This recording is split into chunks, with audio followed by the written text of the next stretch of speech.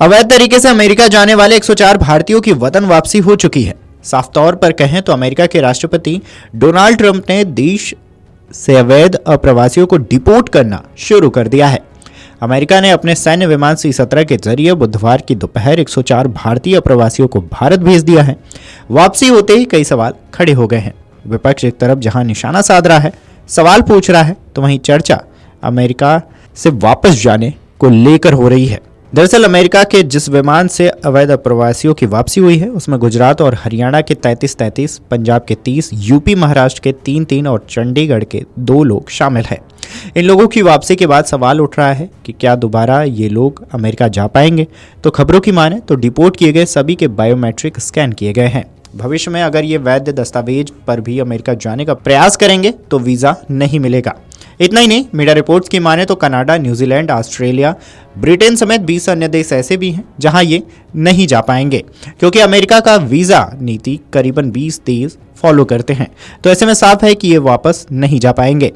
खबरों की माने तो इन निर्वासित किए गए लोगों में 30 पंजाब से, 33 हरियाणा और गुजरात से हैं, 3 महाराष्ट्र और उत्तर प्रदेश से हैं, 2 चंडीगढ़ से हैं।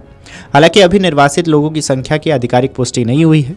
इससे पहले की रिपोर्ट में दावा किया गया था कि अमेरिकी सैन्य विमान C-17 205 अवैध अप्रवासियों को ले जा रहा था। यह अवैध भारतीय अप्रवासियों का पहला जत्था है जिसे अमेरिकी सरकार ने निर्वासित किया है। बता दें कि बीते 2 हफ्ते की अवधि में भारत के अलावा भी कई देशों के अवैध अप्रवासियों को अमेरिका से निर्वासित किया जा चुका है।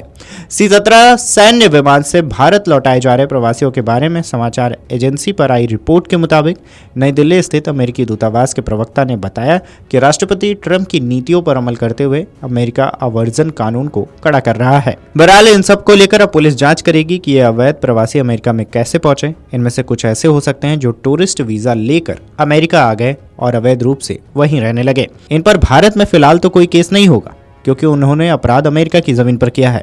बहरहाल भारत की जमीन पर नहीं। पुलिस यह भी जांच करेगी क्या ये भारत में कोई अपराध करके अमेरिका भागे थे या फिर किसी मानव तस्करी गिरोह की मदद से अमेरिका पहुंचे थे। ऐसे मामलों में उन पर कानूनी कार्रवाई भी की जा सकती है।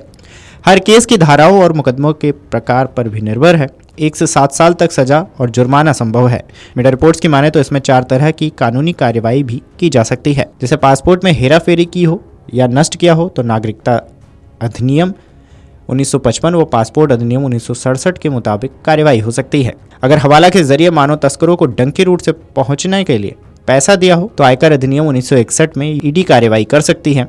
अगर भारत से भागने के बाद अवैध तरीके से धन या संपत्ति भी भारत से बाहर ले गए थे तो सीमा शुल्क अधिनियम 1962 में कार्रवाई हो सकती है। अवैध रूप से भारत की सीमा पार कर दूसरे देश भागने वालों पर इमिग्रेशन अधिनियम 1983 के प्रावधानों के तहत कार्रवाई की जा सकती है।